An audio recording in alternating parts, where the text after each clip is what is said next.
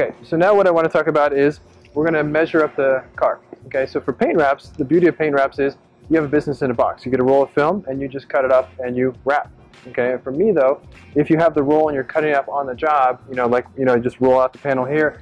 Over the course of a job, you might spend an extra 1 to 3 yards of film that maybe you could have saved if you did measurements beforehand. I don't know if you've had any experience with, people like maybe over wrapping or cutting too much film. I don't know. Oh, no question.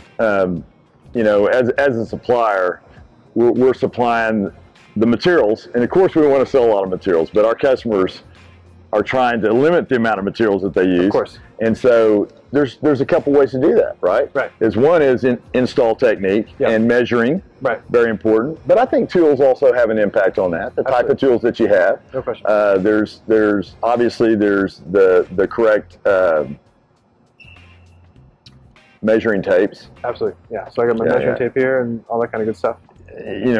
Obviously your tape measures. Do you ever use the fabric tapes? Sometimes. I mean, that's a good question. There's different ways. And I didn't bring the geek wrap out. That's fine. But there's ones that are flexible and stuff like that. Yeah. And maybe we'll show that later. But for me, when you're on a car, especially if I use this on a car, I might scratch it. And then also because it's stiff, if I want to do a really precise measurement on a bumper, can't quite get it with this.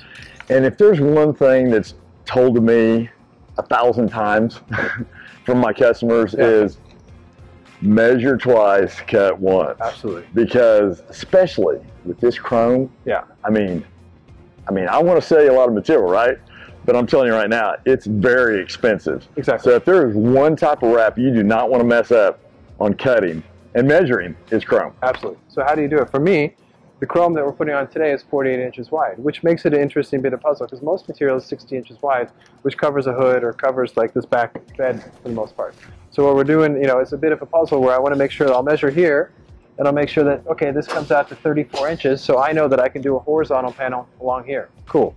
So I make the measurement from back here, but also I see a lot of people when they measure, they stop here thinking they got to the side when it actually curves around the back. And there's nothing worse than cutting, as Frank said, chrome on a section like this and you cut it to here and realize you have to come back farther, and chrome doesn't stretch enough to cover that. So you really have to be precise in your measurements because it's money.